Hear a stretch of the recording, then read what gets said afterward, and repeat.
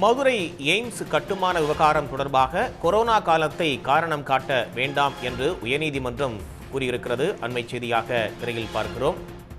இது குறித்த கூடுதல் விவரங்களை வழங்குவதற்காக இணைக்கிறார் செய்தியாளர் ரஃபீக் ராஜா. கூடுதல் தகவல். நிச்சயமாக ஒன்றிய அரசு தமிழகத்தில் எய்ம்ஸ் மருத்துவமனை அமைப்பதற்கான கடந்த 2015ஆம் ஆண்டு ஒரு அறிவிப்பாணையை வெளியிட்டது. அதன் அடிப்படையில் மதுரை, தஞ்சாவூர் உள்ளிட்ட பல்வேறு மாவட்டங்களில் இடம் தேர்வு செய்யப்பட்டது. இறுதியாக மதுரை தோப்பூரில் சுமார் 200 ஏக்கருக்கும் மேற்பட்ட அதிகமான பரப்பளவில் எய்ம்ஸ் அமைக்கப்படும் என்று அறிவிக்கப்பட்டது. இதனைத் தொடர்ந்து பிரதமர் அவர்கள் நேரடியாக இடத்திற்கு வந்து அடிக்கல் நாட்டும் பணியும் துவங்கி வைத்து சென்றார்.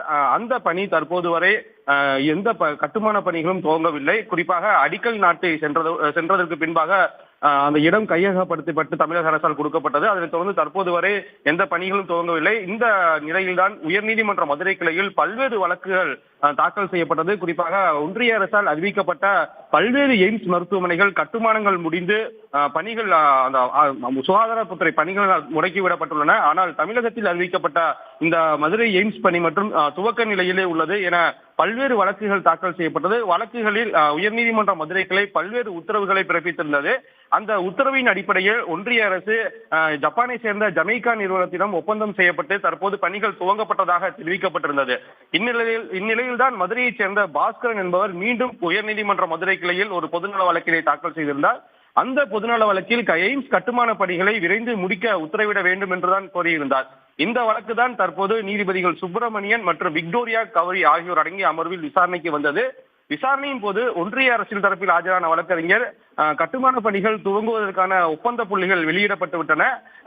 விரைவில் அந்த கட்டுமான பணிகள் துவங்கப்பட்டு 2026ஆம் ஆண்டிற்குள் கட்டுமான பணிகள் முடிவடையும். இது சம்பந்தமாக அனைத்தும் ஆன்லைனில் கொடுக்கப்பட்டுள்ளது என தெரிவித்தார். அதனை ஏற்க மறுத்த நீதிபதிகள் இந்த எய்ம்ஸ் கட்டுமான பணி நீங்கள் எப்பொழுது அறிவித்தீர்கள், எப்பொழுது இந்த பணி துவங்கும் என்ற கேள்வியை எழுப்பினார். அப்பொழுது இடையில் கொரோனா காலம் என்பதால் இந்த பணி தொய்வடைய விட்டது என்று ஒன்றிய அரசு தரப்பில் தெரிவிக்கப்பட்டது. அதனை ஏற்க மறுத்த நீதிபதிகள் கொரோனாவை காரணம் காட்டாதீர்கள், கடந்த 5 ஆண்டுகளாக நீங்கள் என்ன செய்து கொண்டிருந்தீர்கள் என்று கேள்வி எழுப்பினார். இது மட்டுமல்லாமல் ஒன்றிய சுகாதாரத்துறை தரப்பில் எய்ம்ஸ் கட்டுமான பணி எப்பொழுது முழுவீச்சில் துவங்கும், எப்பொழுது முடிவடையும் என்பதை அபிடவிட், அதாவது எழுத்துப்பூர்வமாக அறிக்கையாக தாக்கல் செய்ய வேண்டும் என்று கூறி தற்போது இந்த வழக்கையும் ஒத்திவைத்துள்ளனர்.